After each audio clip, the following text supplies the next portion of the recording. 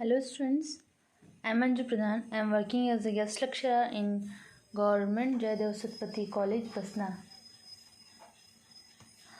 As you know, हम BCom second year के subject व्यवसाय प्रबंधन के सिद्धांत की स्टडी कर रहे हैं। इसी कड़ी में यूनिट फर्स्ट का प्रबंधकीय भूमिकाएं चैप्टर स्टडी करेंगे। ये है मिन्सबर्ग के द्वारा बताया गया है प्रबंध के क्रियात्मक क्षेत्रों पर दृष्टिपात। देखिए, इसमें प्रबंधकीय भूमिकाओं के बारे में बताया गया है। प्रबंधकीय भूमिकाएं एकीकृत न होकर एक ही संगठन में अलग अलग दशाओं में अलग अलग होती हैं। ये प्रबंधकीय भूमिका किसके बारे में बताया जा रहा है? प्रबंधक के बारे में। एक प्रबंधक संगठन में विभिन्न भूमिकाएं निभाता, जैसे उत्पादन प्रबंधक की भूमिका, वित्तीय प्रबंधक की भूमिका, विकास प्रबंधक की भूमिका, वितरण प्रबंधक की भूमिका, कार्यालय प्रबंधक की भूमिका, सेवी वर्गीय प्रबंधक की भूमिका, विपणन प्रबंधक की भूमिका आदि। देखिए, मैगिल विश्वविद्यालय के प्रोफेसर हेनरी मिन्सबर्ग ने प्रबंधकीय भूमिकाओं के संबंध में एक नए दृष्टिकोण का प्रतिपादन किया है। इस नवीन दृष्टिकोण के अंतर्गत प्रबंधक वास्तव में अपने कार्यों का निष्पादन कैसे करते हैं, इस बात का अवलोकन किया गया। देखिए, यहाँ पर देखते हैं किस प्रकार की भूमिकाएं हैं प्रबंधकीय भूमिकाएं। पहला है अंतर व्यक्तिगत भूमिकाएं। अंतर व्यक्तिगत मतलब इंटरपर्सनल रोल्स, मतलब लोगों के बीच में किस प्रकार की भूमिका है। देखिए, इसमें पहला टॉपिक क्या है? मुख्य व्यक्ति की भूमिका, मतलब फिगर हेड रोल। देखिए, मुख्य व्यक्ति की भूमिका इससे पहले हम व्यक्तिगत भूमिका को समझते हैं। देखिए, इंटरपर्सनल रोल क्या होता है? मिन्सबर्ग ने अंतर व्यक्तिगत भूमिकाओं को 3 भागों में विभाजित किया है। पहला होता है आकृति प्रमुख अथवा मुख्य व्यक्ति भूमिका, दूसरा होता है नेतृत्व भूमिका और तीसरा होता है संपर्क अधिकारी भूमिका। तो पहला देखते हैं मुख्य व्यक्ति की भूमिका। देखिए, प्रबंधक आकृति प्रमुख अथवा मुख्य व्यक्ति की भूमिका उस समय निभाते हैं जबकि वे किसी समारोह अथवा लाक्षणिक अवसरों में उपस्थित होकर अपने कर्तव्यों का पालन करते हैं। ऐसी भूमिकाओं में निम्नलिखित सम्मिलित है: आगंतुक का अभिवादन करना, कर्मचारियों से संबंधित सामाजिक कार्यक्रमों में उपस्थित होना, जैसे विवाह, नवनिर्मित मकान में प्रवेश, जन्मदिन, अंत्येष्टि, कर्मचारियों के मध्य प्रशंसात्मक प्रमाण पत्रों का वितरण, संस्था की ओर से प्रतिनिधित्व आदि। देखिए, प्रबंधक जैसे किसी कर्मचारी के यहाँ कोई प्रोग्राम हुआ तो ज़्यादातर स्वामी, जो कंपनी के स्वामी होते हैं वो नहीं जाते। ये सब कार्य किसको करना पड़ता है? प्रबंधक को करना पड़ता है, क्योंकि वह कर्मचारियों से फेस टू फेस मिलते हैं और बाकी सब चीज़ बातचीत वगैरह वही सब करते हैं, जिससे उनको पता रहता है कि कौन सा कर्मचारी को क्या ज़रूरत है, क्या परेशानी है, या उससे संबंधित क्या प्रोग्राम रहता है। प्रबंधक को मुख्य व्यक्ति की भूमिका यहाँ निभानी पड़ती है। इसके अलावा अगर कारखाने में या कंपनी में किसी प्रकार का कार्यक्रम हो रहा है तो उसे एज अ फर्स्ट पर्सन, मतलब आगंतुक का अभिवादन करने के लिए हमेशा तैयार रहना पड़ता है। दूसरा देखते हैं नेतृत्व की भूमिका, मतलब लीडरशिप रोल। देखिए, प्रबंधक अपने समूह का नेता होता है, अतएव उसे नेता की भूमिका का निष्पादन भी करना पड़ता है। नेता के पीछे उसके अनुयायियों का एक समूह होता है जो उसके आदेश और निर्देश का पालन करते हैं। किसी भी उपक्रम की सफलता के लिए नेता के गुणों पर यह नेता के गुणों पर निर्भर करती है। देखिए, एक कुशल नेतृत्व किसी व्यावसायिक इकाई को पतन से प्रगति की ओर ले जा सकता है, जबकि एक अकुशल नेतृत्व एक सफल व्यवसाय इकाई को पतन की अग्नि में झोंक सकता है। अगर आपका प्रबंधक पंक्चुअल नहीं होगा, डिसिप्लिन नहीं होगा, अच्छे व्यवहार नहीं करता होगा, तो क्या कर्मचारी उसकी बात सुनेंगे? नहीं सुनेंगे। समय पर ना कर्मचारी काम करके देंगे, ना उसको प्रबंधक को रिस्पेक्ट देंगे, ना उससे अच्छे से बात करेंगे। अगर प्रबंधक ज़्यादा डराएंगे भी तो कर्मचारी उनसे डरते हैं, और अगर कोई परेशानी हो रही है तो भी नहीं बताते, जिससे बाद में बड़ी हानि होने की संभावना हो जाती है। तो देखिए, नेतृत्व की भूमिका में क्या क्या गुण होना चाहिए? प्रेरणा, मार्गदर्शन, प्रतिनिधित्व, अभिप्रेरणा, समन्वय, अनुशासन, प्रशिक्षण, प्रशासन, विकास, आदेश, निर्देश, पहल, पर्यवेक्षण, प्रदर्शन आदि सम्मिलित है। देखिए अगला है संपर्क अधिकारी की भूमिका। संपर्क अधिकारी की भूमिका मतलब लाइसन रोल। देखिए, प्रबंधकों को जनसंपर्क स्थापित एवं बनाए रखना पड़ता है, क्योंकि स्वामी के लिए वही एक पर्सन होता है जो सीधा कर्मचारियों से जुड़ा होता है। उन्हें बाहरी विश्व में संगठन का प्रतिनिधित्व भी करना पड़ता है। संगठन की जो छवि है वो प्रबंधक के व्यवहार पर ही निर्भर करती है, इसलिए वो जैसा व्यवहार करेगा कंपनी का रेपुटेशन उसी हिसाब से बनेगा। तो उसको अपने व्यवहार से के तरफ भी अच्छे से केयरफुल रहना पड़ता है।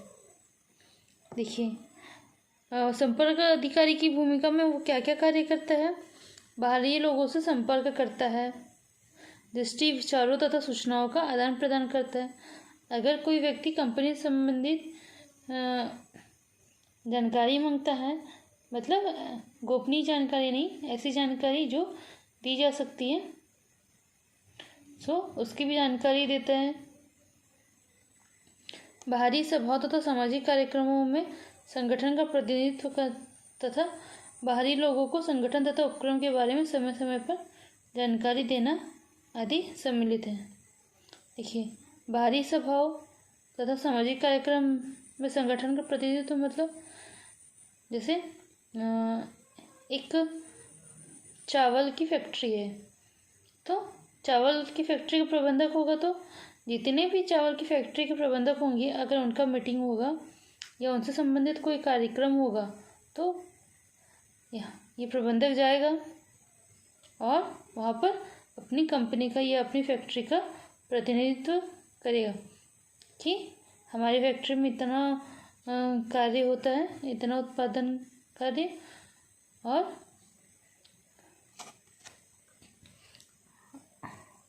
अपने आसपास के लोगों से अपने संबंध को अच्छा बनाए रखने के लिए ये बहुत आवश्यक है। देखिए अगला है सूचनात्मक भूमिकाएं। सूचनात्मक भूमिकाएं क्या होती है? देखिए, ये इंफॉर्मेशनल रोल्स होते हैं। मिन्सबर्ग के अनुसार प्रबंधक की सबसे महत्वपूर्ण भूमिका क्या होती है? सूचनाएं प्राप्त करना और उनका संदेश वाहन करना। देखिए, प्रबंधक को अलग अलग स्रोतों से बहुत सारी सूचनाएं मिलती है, तो उसको अपने विवेक का प्रयोग करना पड़ता है और सही सूचना को सही समय पर आगे भेजना होता है। अगर वो सही समय पर सही सूचना नहीं भेजेगा तो आगे ज़्यादा हानि भी हो सकती है। देखिए, सामान्यतः इस कार्य के निष्पादन के लिए क्या क्या करना पड़ता है उसको? पत्रिकाओं को पढ़ने, दूसरों से विचारों तथा समितियों का आपस में विनिमय करने, उपभोक्ताओं की आवश्यकता संबंधी विभिन्न मामलों पर सूचनाएं प्राप्त करने, दशाओं का पता लगाने तथा बाजार की दशा का पता लगाना, प्रतियोगिताओं की ताकत, पहल तथा व्यूह रचनाओं को ज्ञात करना, समाज की आकांक्षाओं एवं आवश्यकताओं आदि को ज्ञात करने के लिए किया जाता है। देखिए, जैसा कि आपको पता है, उद्योग धंधे में बहुत सारे उद्योग एक ही टाइप के कार्य भी करते हैं, तो ऐसे में क्या हो जाता है, अगर प्रतियोगी ज़्यादा स्ट्रॉन्ग प्रोडक्ट बना रहा है और हमसे अच्छा प्रोडक्ट बना रहा है, तो हमारे प्रोडक्ट की बिक्री कम होने के चांसेस बढ़ जाते हैं। तो यहाँ पे प्रबंधक का क्या कार्य हो जाता है कि वह जनसंपर्क करके या फिर सूचनाएं एकत्रित करके अपने आगे की स्ट्रेटजी बनाए, जिससे सही समय पर सही उत्पादन कार्य हो सके और उपभोक्ताओं की जो आवश्यकता संबंधी मामले हैं उनसे उनकी सूचनाएं प्राप्त करें। मतलब उपभोक्ता लोग जो फीडबैक देते हैं उसकी जानकारी प्राप्त करना और उनको अगर किसी उपभोक्ता को किसी प्रकार की हानि हो रही है, परेशानी हो रही प्रोडक्ट से, तो उसके भी मामले को निपटारा करने का कार्य किसका होता है? प्रबंधक को ही होता है। यह कार्य स्वामी करने नहीं आते हैं, ये कार्य प्रबंधक की जिम्मेदारी में छोड़ दिया जाता है, जिससे प्रबंधक को जिम्मेदारी दोहरी रूप से निभानी पड़ती है, एक तो उपभोक्ताओं की तरफ से और बाकी संस्था या कंपनी के लिए। देखिए, सूचना में वो ये भी देखते हैं कि समाज की क्या क्या आवश्यकता है, तो समाज की आवश्यकता अनुसार वह प्रोडक्ट्स भी बनाते हैं, प्रोडक्ट डिज़ाइन करवाते हैं कि हमारे समाज में इस प्रोडक्ट की आवश्यकता है तो हमको ये वाला प्रोडक्ट बनाना चाहिए, मतलब उत्पाद का निर्माण करना चाहिए। देखिए, सूचनात्मक भूमिकाओं में ये 3 प्रकार के हैं: मॉनिटर की भूमिका, विस्तारक की भूमिका और अधिवक्ता की भूमिका। तो पहला देखते हैं मॉनिटर की भूमिका। मॉनिटर का रोल देखो क्या कैसे प्ले करते हैं। मॉनिटर की भूमिका में प्रबंधक संगठन के आंतरिक एवं बाह्य पर्यावरण पर निगाह रखते हैं और पर्यावरण से आशय संगठन के निर्णयों को प्रभावित करने वाले आंतरिक व बाह्य घटकों से है। प्रबंध घटना से संबंधित सूचनाएं एकत्र करता है तथा विश्लेषण करता है, और विश्लेषण करके ये सब सूचनाएं किसको देते हैं? आगे बाकी विभागों को देते हैं, ताकि वो उचित समय पे उचित कार्रवाई कर सके, जिससे उनको लाभ ज़्यादा और हानि ना हो, ना के बराबर हो। अगला देखते हैं विस्तारक की भूमिका। देखिए, विस्तारक की भूमिका में क्या होता है? प्रबंधक अपने अधीनस्थों को उन सूचनाओं से अवगत कराता है जो उनकी पहुंच के बाहर होते हैं। ये सूचनाएं क्या हो सकते हैं? सूचना संगठन के अंदर और बाहर दोनों तरफ के लिए संबंधित हो सकते हैं। अगला है अधिवक्ता की भूमिका। देखिए, अधिवक्ता की भूमिका में प्रबंधक संगठन के बाहर के लोगों के साथ संगठन के प्रतिनिधि के रूप में भी कार्य करता है, जैसे अंशधारियों को कंपनी की वित्तीय स्थिति बताने के बारे में आवश्यक जानकारी देना, उपभोक्ता को सामाजिक उत्तरदायित्व को पूरा करने का आश्वासन देना, इस प्रकार से। अगला तीसरा है निर्णयात्मक भूमिकाएं। निर्णयात्मक भूमिकाएं में क्या होगा?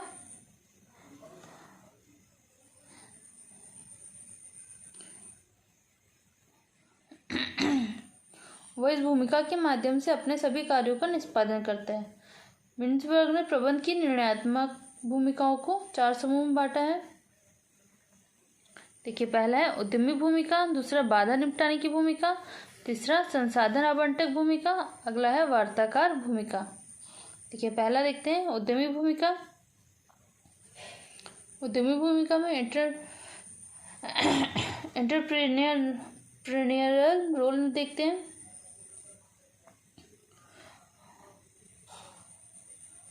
देखिए, उद्यमी के पद पर वह अधिक समय तक कार्यरत तो नहीं रह सकता, इसलिए उद्यमी से आशय जोखिम उठाने की क्षमता से, तो प्रबंधक को पग पग पर जोखिम उठाना पड़ता है।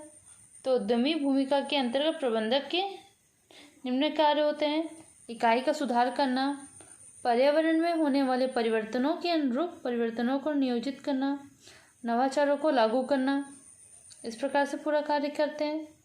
दूसरा है बाधा निपटाने की भूमिका, मतलब जो डिस्टर्बेंस होते हैं उनको हैंडल करने की भूमिका।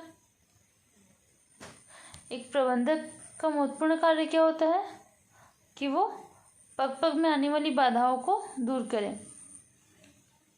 ये बाधाएं क्या क्या हो सकती है? हड़तालें, सामग्री की कमी, शिकायतें, परिवेदनाएं आदि। तो जैसे प्रबंधक अपने बाधा हटाने की भूमिका के अंतर्गत हड़तालों का दृढ़तापूर्वक सामना करता है एवं अंततः हड़तालियों को समझौता करने में बाध्य कर देता है। तो ये प्रबंधक की मुख्य भूमिका हो जाती है यहाँ पे। अगला है संसाधन आवंटक भूमिकाएं, मतलब रिसोर्स एलोकेटर्स रोल, मतलब जो हमारे पास संसाधन है उसको किस प्रकार से कहाँ कहाँ बांटना है। तो वह इन संसाधनों का संस्था में कार्यरत समूह में आवश्यकता के अनुसार आवंटन करता है।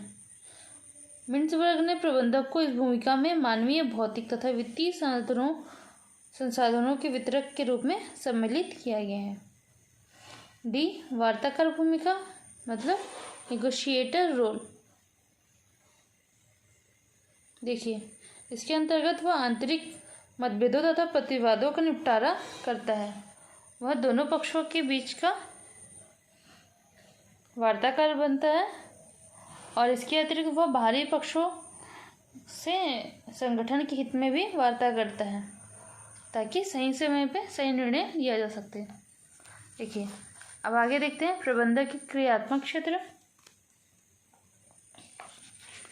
देखिए, क्रियात्मक क्षेत्र से आशय क्या है? फंक्शनल एरिया, मतलब किस एरिया में वो कार्य कर रहे हैं, तो वहाँ पर कार्य और प्रबंध को कैसे संभालना है। पहला है उत्पादन प्रबंध। देखिए, उत्पादन प्रबंध में उत्पादन प्रक्रिया से संबंधित निर्णयों को शामिल किया गया है ताकि माल का उत्पादन दिए गए निर्देशों, नमूने, मात्रा, मांग की अनुसूची तथा न्यूनतम लागत पर संपन्न हो। इस उद्देश्य की पूर्ति के लिए देखिए निम्नलिखित शामिल है: उत्पादन नियोजन, उत्पादन नियंत्रण, केस नियंत्रण, प्रक्रिया का विश्लेषण, कार्य विश्लेषण, समय, थकान एवं गति का अध्ययन, कार्य सूचीयन, संयंत्र अभिन्यास, सामग्री प्रबंधन, इन्वेंट्री नियंत्रण आदि का कार्य किया जाता है। दूसरा, विकास प्रबंधन, इसमें अनुसंधान व अन्वेषण का कार्य होता है। देखिए, इसके अंतर्गत सामग्री, मशीनें, प्रक्रियाएं, औद्योगिक प्रक्रियाओं में लागू होने वाला भौतिक विज्ञान के क्षेत्र से संबंधित अनुसंधान और अन्वेषण किया जाता है। इसमें उत्पादन अभिकल्पन तथा वस्तु विकास, डिजाइन एवं उपभोक्ता की मांग तथा उत्पादन का संबंध आदि को सम्मिलित किया जाता है। विकास प्रबंधन मतलब कंपनी का R&D डिपार्टमेंट, मतलब रिसर्च एंड डेवलपमेंट डिपार्टमेंट। इसमें उपभोक्ता की मांग के अनुसार वस्तु का डिज़ाइन तैयार किया जाता है ताकि उपभोक्ता की संतुष्टि को पूरा किया जा सके। अगला है सेवी वर्गीय प्रबंध, मतलब श्रम शक्ति से संबंधित। देखिए, ये सबसे महत्वपूर्ण एरिया है। इसके अंतर्गत श्रम शक्ति का पूर्वानुमान, उनका चयन, भर्ती, नियुक्ति, कार्यभार को सौंपा जाना, प्रशिक्षण, पदोन्नति, सेवानिवृत्ति,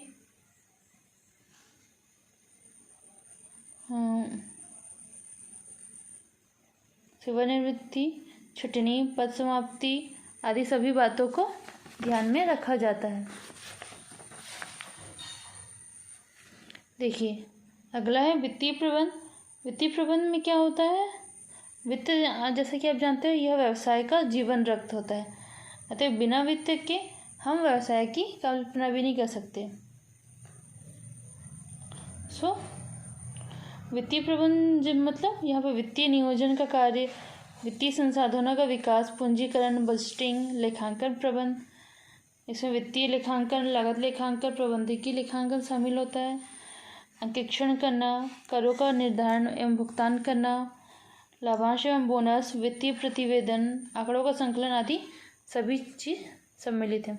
अगला है वितरण प्रबंध। वितरण प्रबंध में वस्तुओं का विपणन करना, अन्वेषण अनुसंधान करना, मूल्य निर्धारण करना और विपणन से संबंधित पूरे कार्य यहाँ किया जाता है। छठवां, परिवहन प्रबंध, मतलब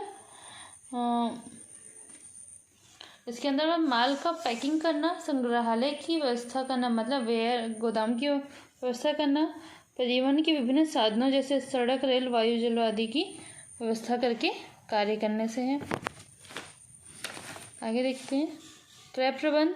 क्रय प्रबंध में मांग पत्र प्राप्त करना होता है, क्रय से पूर्व पूछताछ करते हैं। इसमें नॉर्मली हम कच्चा माल का क्रय करते हैं, विभिन्न प्रकार की वस्तुओं के सप्लायर्स से टेंडर मांगते हैं, आदेश देते हैं, क्रय करते हैं और अनुबंध करते हैं। अगला है संस्थापन या अनुरक्षण प्रबंध। देखिए इसके अंतर्गत जो कंपनी की भवन, संयंत्र, मशीनरी और सामग्री होती है उसका अधिक रख रखाव के लिए हमको मेंटेनेंस करना पड़ता है। अगला कार्यालय प्रबंध। देखिए कार्यालय प्रबंध संस्था के संपूर्ण प्रबंध के लिए एक प्राथमिक अनिवार्यता होती है। यहाँ पर क्या क्या कार्य किया जाता है, यहाँ पे जो भी आवश्यक सूचनाएं होती है वो एकत्रित किया जाता है, व्यवस्थित किया जाता है, उसके अभिलेख रखा जाता है तथा दूसरी ओर मांगने पर सभी विभागों को आवश्यक सूचनाएं दी जाती है। ये सब कार्य कौन करता है, प्रबंधक करता है। ठीक है, फिर आज की क्लास यहीं एंड करते हैं। Thank you.